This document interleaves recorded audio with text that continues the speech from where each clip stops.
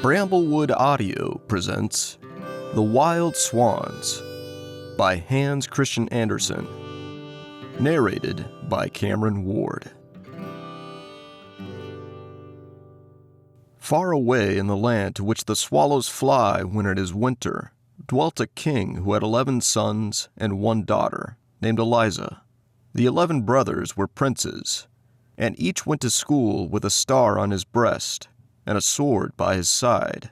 They wrote with diamond pencils on gold slates, and learnt their lessons so quickly and read so easily that every one might know they were princes. Their sister Eliza sat on a little stool of plate glass, and had a book full of pictures, which had cost as much as half a kingdom. Oh, these children were indeed happy, but it was not to remain so always. Their father, who was king of the country, married a very wicked queen, who did not love the poor children at all. They knew this from the very first day after the wedding. In the palace there were great festivities, and the children played at receiving company. But instead of having, as usual, all the cakes and apples that were left, she gave them some sand in a teacup, and told them to pretend it was cake. The week after, she sent little Eliza into the country to a peasant and his wife, and then she told the king so many untrue things about the young princes that he gave himself no more trouble respecting them. "Go out into the world and get your own living," said the queen. "Fly like great birds who have no voice." But she could not make them ugly as she wished, for they were turned into 11 beautiful wild swans. Then, with a strange cry, they flew through the windows of the palace, over the park, to the forest beyond. It was early morning when they passed the peasant's cottage, where their sister Eliza lay asleep in her room. They hovered over the roof, twisted their long necks, and flapped their wings, but no one heard them or saw them, so they were at last obliged to fly away, high up in the clouds, and over the wide world they flew till they came to a thick, dark wood, which stretched far away to the seashore. Poor little Eliza was alone in her room, playing with a green leaf, for she had no other playthings, and she pierced a hole through the leaf and looked through it at the sun, and it was as if she saw her brother's clear eyes, and when the warm sun shone on her cheeks, she thought of all the kisses they had given her. One day passed just like another. Sometimes the winds rustled through the leaves of the rose bush, and would whisper to the roses, "Who can be more beautiful than you?" But the roses would shake their heads and say, "Eliza is." And when the old woman sat at the cottage door on Sunday and read her hymn book, the wind would flutter the leaves and say to the book, "Who can be more pious than you?" And then the hymn book would answer, "Eliza." And the roses in the hymn book told the real truth. At 15 she returned home, but when the queen saw how beautiful she was, she became full of spite and hatred towards her. Willingly would she have turned her into a swan like her brothers, but she did not dare to do so yet, because the king wished to see his daughter. Early one morning the queen went into the bathroom. It was built of marble, and had soft cushions trimmed with the most beautiful tapestry. She took 3 toads with her, and kissed them, and said to one, "When Eliza comes to the bath, seat yourself upon her head, that she may become as stupid as you are." Then she said to another, "Place yourself on her forehead, that she may become as ugly as you are, and that her father may not know her. Rest on her heart," she whispered to the third. "Then she will have evil inclinations and suffer in consequence." So she put the toads into the clear water, and they turned green immediately. She next called Eliza, and helped her to undress and get into the bath. As Eliza dipped her head under the water, one of the toads sat on her hair, a second on her forehead, and a third on her breast. But she did not seem to notice them, and when she rose out of the water, there were 3 red poppies floating upon it. Had not the creatures been venomous or been kissed by the witch, they would have been changed into red roses. At all events, they became flowers, because they had rested on Eliza's head and on her heart. She was too good and too innocent for witchcraft to have any power over her. When the wicked queen saw this, she rubbed her face with walnut juice, so that she was quite brown. Then she tangled her beautiful hair and smeared it with disgusting ointment, till it was quite impossible to recognize the beautiful Eliza. When her father saw her, he was much shocked, and declared she was not his daughter. No one but the watchdog and the swallows knew her, and they were only poor animals and could say nothing. Then poor Eliza wept, and thought of her 11 brothers who were all away. Sorrowfully, she stole away from the palace and walked, the whole day, over fields and moors, till she came to the great forest. She knew not in what direction to go, but she was so unhappy, and longed so for her brothers, who had been, like herself, driven out into the world, that she was determined to seek them. She had been but a short time in the wood when night came on, and she quite lost the path, so she laid herself down on the soft moss, offered up her evening prayer, and leaned her head against the stump of a tree. All nature was still, and the soft, mild air fanned her forehead. The light of hundreds of glowworms shone amidst the grass and the moss like green fire, and if she touched a twig with her hand, ever so lightly, the brilliant insects fell down around her like shooting stars. All night long she dreamt of her brothers. She and they were children again, playing together. She saw them writing with their diamond pencils on golden slates, while she looked at the beautiful picture book, which had cost half a kingdom. They were not writing lines and letters, as they used to do, but descriptions of the noble deeds they had performed, and of all they had discovered and seen. In the picture book, too, everything was living. The birds sang, and the people came out of the book and spoke to Eliza and her brothers. But as the leaves turned over, they darted back again to their places, that all might be in order. When she awoke, the sun was high in the heavens, yet she could not see him, for the lofty trees spread their branches thickly over her head, but his beams were glancing through the leaves here and there like a golden mist. There was a sweet fragrance from the fresh green verdure, and the birds almost perched upon her shoulders. She heard water rippling from a number of springs, all flowing in a lake with golden sands. Bushes grew thickly round the lake, and at one spot an opening had been made by a deer, through which Eliza went down to the water. The lake was so clear that had not the wind rustled the branches of the trees and the bushes, so that they moved, they would have appeared as if painted in the depths of the lake, for every leaf was reflected in the water, whether it stood in the shade or the sunshine. As soon as Eliza saw her own face, she was quite terrified at finding it so brown and ugly.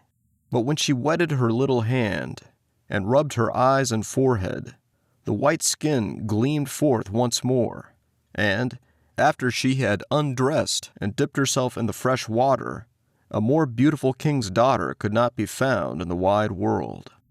As soon as she had dressed herself again and braided her long hair, she went to the bubbling spring and drank some water out of the hollow of her hand. Then she wandered far into the forest, not knowing whither she went. She thought of her brothers and felt sure that God would not forsake her. It is God who makes the wild apples grow in the wood to satisfy the hungry, and he now led her to one of these trees, which was so loaded with fruit that the boughs bent beneath the weight. Here she held her noonday repast, placed props under the boughs, and then went into the gloomiest depths of the forest. It was so still that she could hear the sound of her own footsteps, as well as the rustling of every withered leaf, which she crushed under her feet. Not a bird was to be seen. Not a sunbeam could penetrate through the large, dark boughs of the trees. Their lofty trunks stood so close together that when she looked before her, it seemed as if she were enclosed within trellis work. Such solitude she had never known before. The night was very dark. Not a single glowworm glittered in the moss. Sorrowfully, she laid herself down to sleep, and after a while, it seemed to her as if the branches of the trees parted over her head, and that the mild eyes of angels looked down upon her from heaven. When she awoke in the morning, she knew not whether she had dreamt this, or if it had really been so. Then she continued her wandering, but she had not gone many steps forward, when she met an old woman with berries in her basket, and she gave her a few to eat. Then Eliza asked her if she had not seen 11 princes riding through the forest. "No," replied the old woman, "but I saw yesterday 11 swans with gold crowns on their heads, swimming on the river close by." Then she led Eliza a little distance farther to a sloping bank, and at the foot of it wound a little river. The trees on its banks stretched their long leafy branches across the water towards each other, and where the growth prevented them from meeting naturally, the roots had torn themselves away from the ground, so that the branches might mingle their foliage as they hung over the water. Eliza bade the old woman farewell, and walked by the flowing river, till she reached the shore of the open sea. And there, before the young maiden's eyes, lay the glorious ocean, but not a sail appeared on its surface. Not even a boat could be seen. How was she to go farther? She noticed how the countless pebbles on the seashore had been smoothed and rounded by the action of the water. Glass, iron, stones, everything that lay there mingled together, had taken its shape from the same power, and felt as smooth, or even smoother, than her own delicate hand. "The water rolls on without weariness," she said, "till all that is hard becomes smooth. So will I be unwearied in my task. Thanks for your lessons, bright rolling waves. My heart tells me you will lead me to my dear brothers." On the foam-covered seaweeds lay 11 white swan feathers, which she gathered up and placed together. Drops of water lay upon them. Whether they were dewdrops or tears, no one could say. Lonely as it was on the seashore, she did not observe it, for the ever-moving sea showed more changes in a few hours than the most varying lake could produce during a whole year. If a black, heavy cloud arose, it was as if the sea said, "I can look dark and angry too." And then the wind blew, and the waves turned to white foam as they rolled. When the wind slept and the clouds glowed with the red sunlight, then the sea looked like a rose leaf. But however quietly its white glassy surface rested, there was still a motion on the shore, as its waves rose and fell like the breast of a sleeping child. When the sun was about to set, Eliza saw 11 white swans with golden crowns on their heads, flying towards the land, one behind the other, like a long white ribbon. Then Eliza went down the slope from the shore and hid herself behind the bushes. The swans alighted quite close to her, and flapped their great white wings. As soon as the sun had disappeared under the water, the feathers of the swans fell off, and 11 beautiful princes, Eliza's brothers, stood near her. She uttered a loud cry, for although they were very much changed, she knew them immediately. She sprang into their arms and called them each by name. Then, how happy the princes were at meeting their little sister again, for they recognized her, although she had grown so tall and beautiful. They laughed and they wept, and very soon understood how wickedly their mother had acted to them all. "We brothers," said the eldest, "fly about as wild swans, so long as the sun is in the sky. But as soon as it sinks behind the hills, we recover our human shape. Therefore, must we always be near a resting place for our feet before sunset. For if we should be flying towards the clouds at the time we recovered our natural shape as men, we should sink deep into the sea. We do not dwell here, but in a land just as fair, that lies beyond the ocean, which we have to cross for a long distance. There is no island in our passage upon which we could pass the night, nothing but a little rock rising out of the sea, upon which we can scarcely stand with safety, even closely crowded together. If the sea is rough, the foam dashes over us. Yet we thank God even for this rock. We have passed whole nights upon it, or we should never have reached our beloved fatherland, for our flight across the sea occupies 2 of the longest days in the year. We have permission to visit out home once in every year, and to remain 11 days, during which we fly across the forest to look once more at the palace where our father dwells, and where we were born, and at the church where our mother lies buried. Here it seems as if the very trees and bushes were related to us. The wild horses leap over the plains as we have seen them in our childhood. The charcoal burners sing the old songs, to which we have danced as children. This is our fatherland, to which we are drawn by our loving ties. And here we have found you, our dear little sister. 2 days longer we can remain here, and then we must fly, away to a beautiful land which is not our home. And how can we take you with us? We have neither ship nor boat. How can I break this spell? Said their sister, and then she talked about it nearly the whole night, only slumbering for a few hours. Eliza was awakened by the rustling of the swans' wings as they soared above. Her brothers were again changed to swans, and they flew in circles wider and wider, till they were far away. But one of them, the youngest swan, remained behind, and laid his head in his sister's lap, while she stroked his wings, and they remained together the whole day. Towards evening, the rest came back, and as the sun went down, they resumed their natural forms. "Tomorrow," said one, "we shall fly away, not to return again till a whole year has passed. But we cannot leave you here. Have you courage to go with us? My arm is strong enough to carry you through the wood, and will not all our wings be strong enough to fly with you over the sea?" "Yes, take me with you," said Eliza. Then they spent the whole night in weaving a net with the pliant willow and rushes. It was very large and strong. Eliza laid herself down on the net, and when the sun rose and her brothers again became wild swans, they took up the net with their beaks, and flew up to the clouds with their dear sister, who still slept. The sunbeams fell on her face. Therefore one of the swans soared over her head, so that his broad wings might shade her.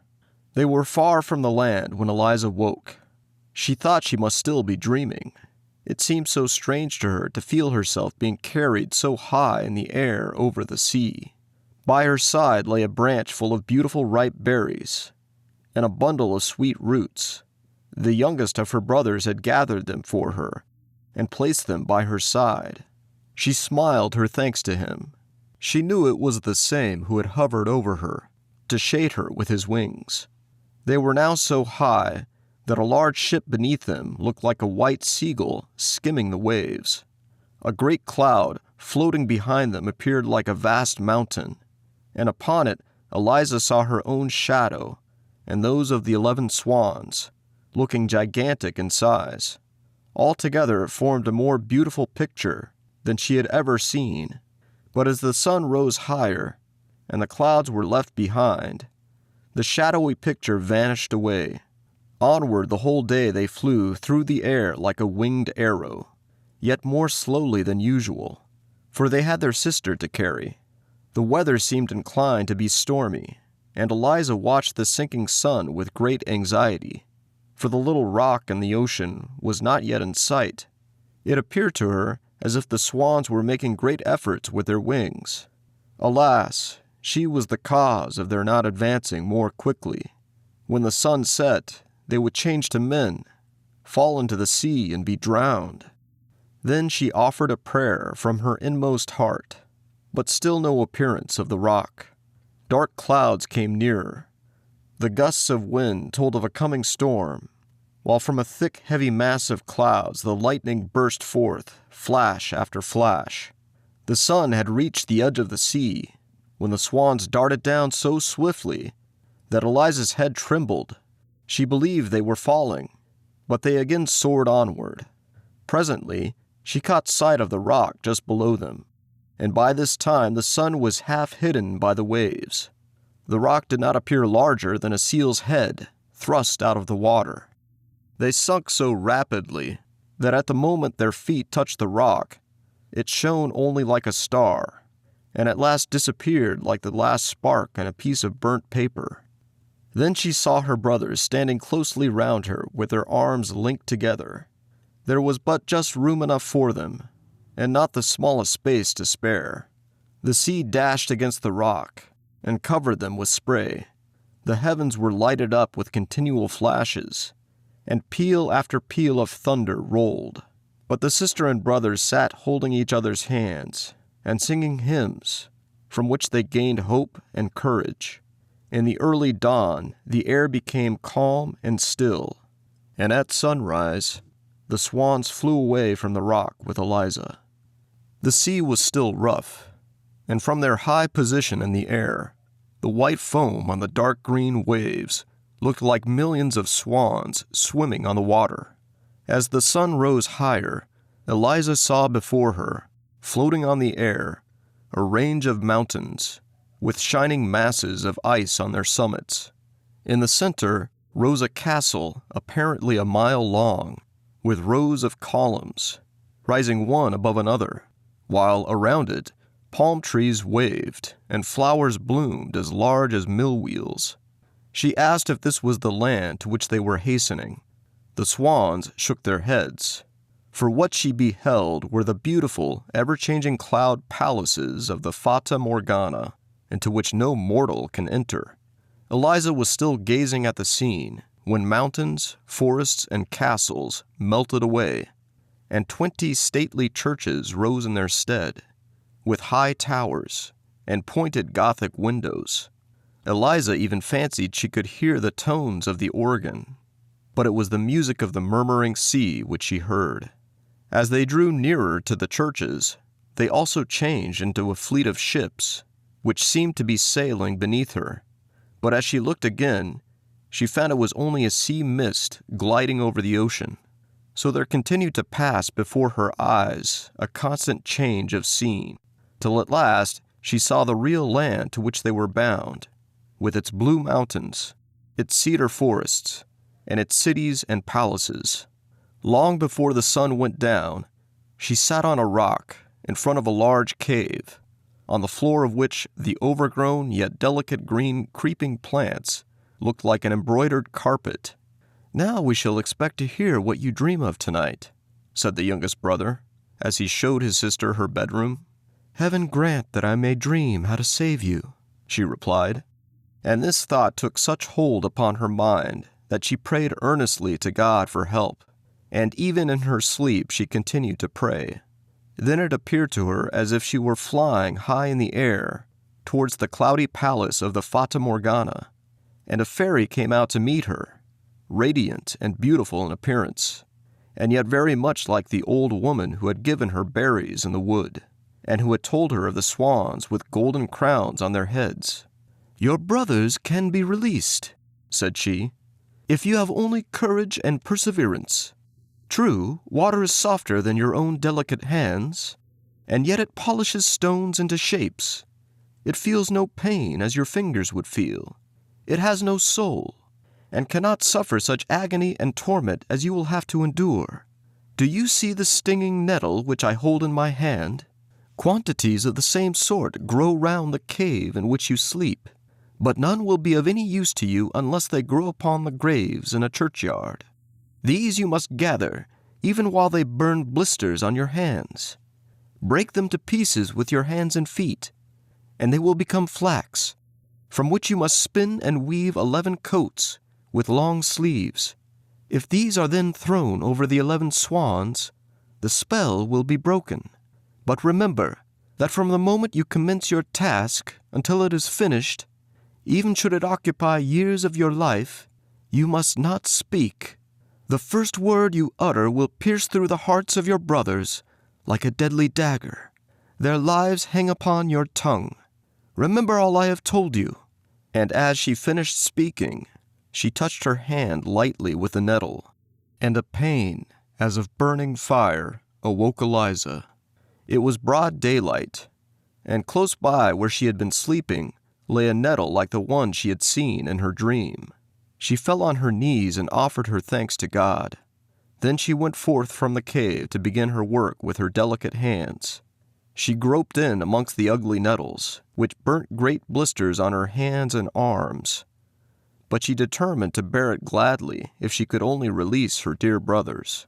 So she bruised the nettles with her bare feet and spun the flax. At sunset, her brothers returned and were very much frightened when they found her dumb. They believed it to be some new sorcery of their wicked stepmother. But when they saw her hands, they understood what she was doing on their behalf. And the youngest brother wept, and where his tears fell, the pain ceased, and the burning blisters vanished. She kept to her work all night, for she could not rest till she had released her dear brothers. During the whole of the following day, while her brothers were absent, she sat in solitude. But never before had the time flown so quickly. One coat was already finished, and she had begun the second, when she heard the huntsman's horn, and was struck with fear. The sound came nearer and nearer. She heard the dogs barking, and fled with terror into the cave. She hastily bound together the nettles she had gathered into a bundle and sat upon them.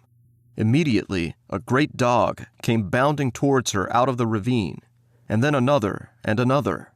They barked loudly, ran back, and then came again.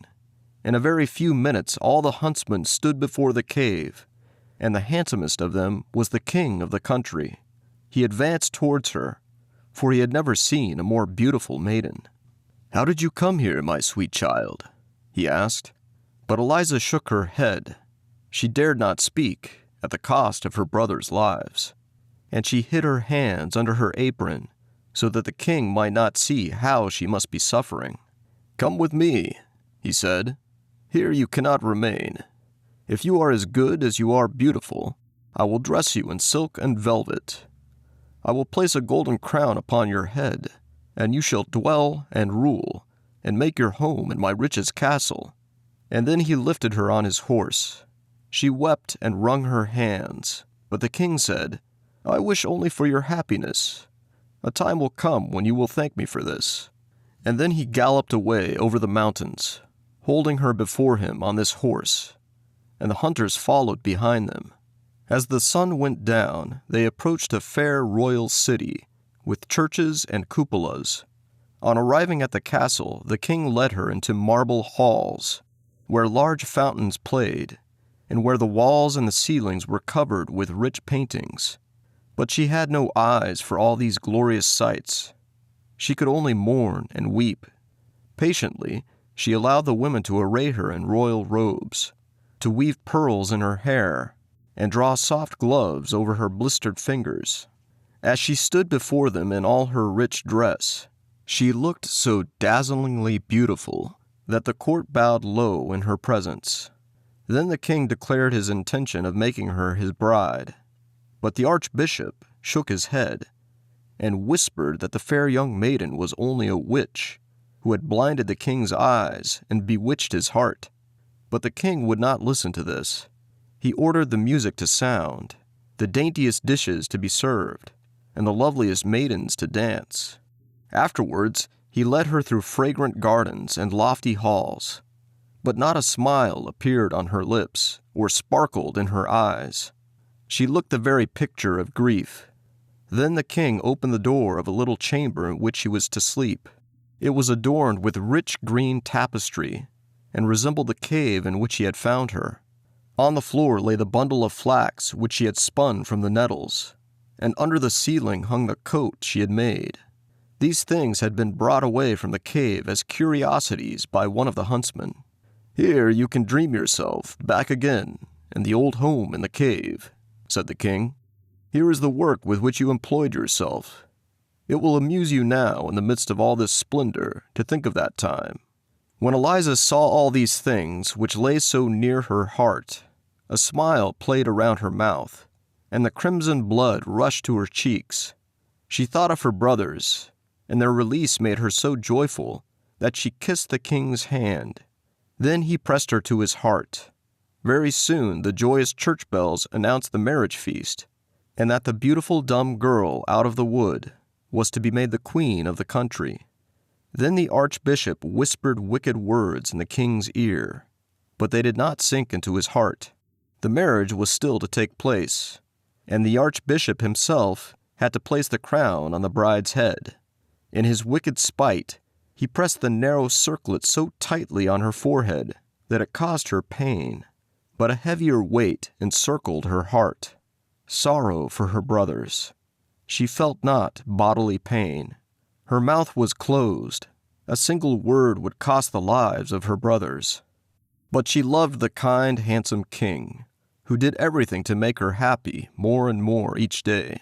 She loved him with all her heart, and her eyes beamed with the love she dared not speak. Oh, if she had only been able to confide in him and tell him of her grief! But dumb she must remain till her task was finished. Therefore, at night she crept away into her little chamber, which had been decked out to look like the cave, and quickly wove one coat after another. But when she began the seventh, she found she had no more flax. She knew that the nettles she wanted to use grew in the churchyard, and that there she must pluck them herself. How should she get out there? "Oh, what is the pain in my fingers, to the torment which my heart endures?" said she. "I must venture. I shall not be denied help from heaven." Then, with a trembling heart, as if she were about to perform a wicked deed, she crept into the garden in the broad moonlight, and passed through the narrow walks and the deserted streets, till she reached the churchyard. Then she saw on one of the broad tombstones a group of ghouls.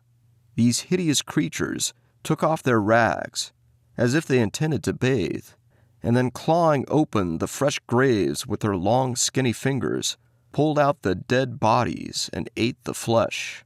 Eliza had to pass close by them, and they fixed their wicked glances upon her.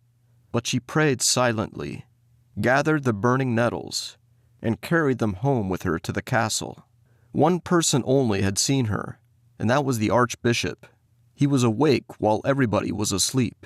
Now he thought his opinion was evidently correct. All was not right with the queen.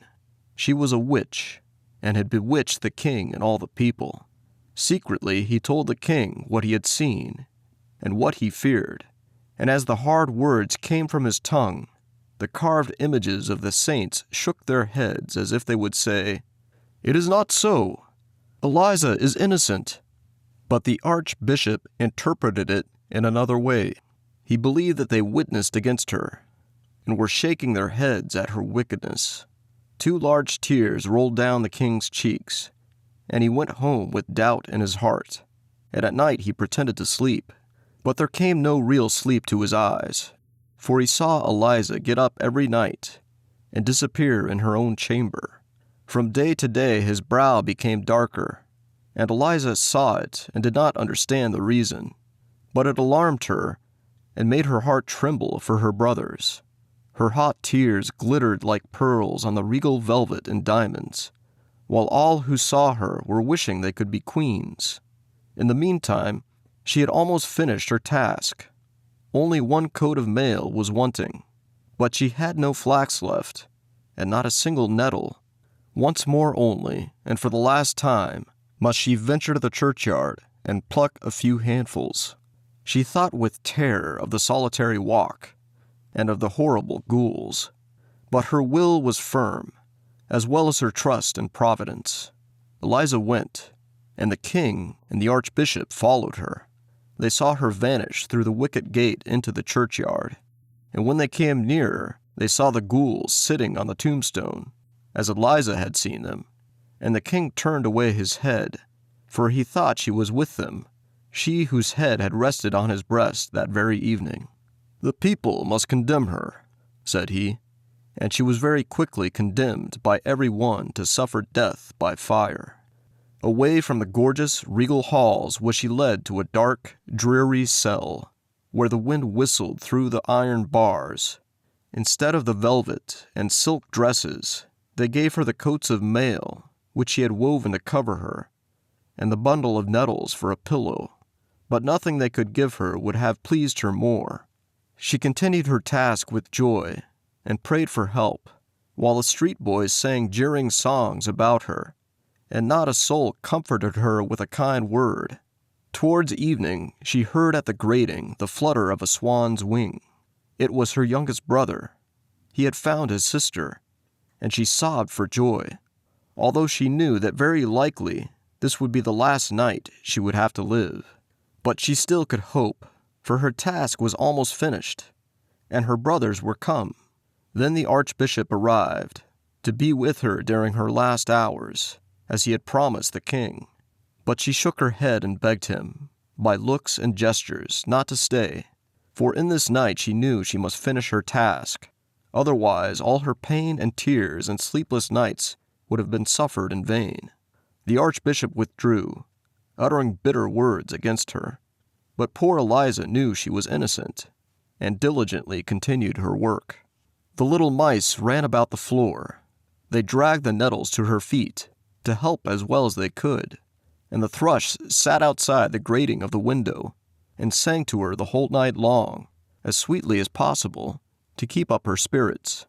It was still twilight, and at least an hour before sunrise, when the 11 brothers stood at the castle gate, and demanded to be brought before the king. They were told it could not be. It was yet almost night, and as the king slept, they dared not disturb him. They threatened. They entreated. Then the guard appeared, and even the king himself, inquiring what all the noise meant. At this moment, the sun rose. The 11 brothers were seen no more, but 11 wild swans flew away over the castle. And now all the people came streaming forth from the gates of the city to see the witch burnt. An old horse drew the cart on which she sat. They had dressed her in a garment of coarse sackcloth. Her lovely hair hung loose on her shoulders. Her cheeks were deadly pale. Her lips moved silently, while her fingers still worked at the green flax. Even on the way to death, she would not give up her task. The 10 coats of mail lay at her feet. She was working hard at the 11th, while the mob jeered her and said, "See the witch! How she mutters! She has no hymn book in her hand. She sits there with her ugly sorcery. Let us tear it in 1,000 pieces." And then they pressed towards her, and would have destroyed the coats of mail. But at the same moment, 11 wild swans flew over her and alighted on the cart. Then they flapped their large wings, and the crowd drew on one side in alarm. "It is a sign from heaven that she is innocent," whispered many of them, but they ventured not to say it aloud. As the executioner seized her by the hand, to lift her out of the cart, she hastily threw the 11 coats of mail over the swans, and they immediately became 11 handsome princes. But the youngest had a swan's wing instead of an arm, for she had not been able to finish the last sleeve of the coat. "Now I may speak," she exclaimed. "I am innocent." Then the people, who saw what happened, bowed to her, as before a saint, but she sank lifeless in her brother's arms, overcome with suspense, anguish, and pain. "Yes, she is innocent," said the eldest brother, and then he related all that had taken place. And while he spoke, there rose in the air a fragrance as from millions of roses. Every piece of faggot in the pile had taken root, and threw out branches, and appeared a thick hedge, large and high, covered with roses, while above all bloomed a white and shining flower that glittered like a star. This flower the king plucked and placed in Eliza's bosom, when she awoke from her swoon with peace and happiness in her heart. And all the church bells rang of themselves, and the birds came in great troops, and a marriage procession returned to the castle, such as no king had ever before seen. Thank you for listening to this presentation of The Wild Swans by Hans Christian Andersen, narrated by Cameron Ward. Please take a moment to like and subscribe.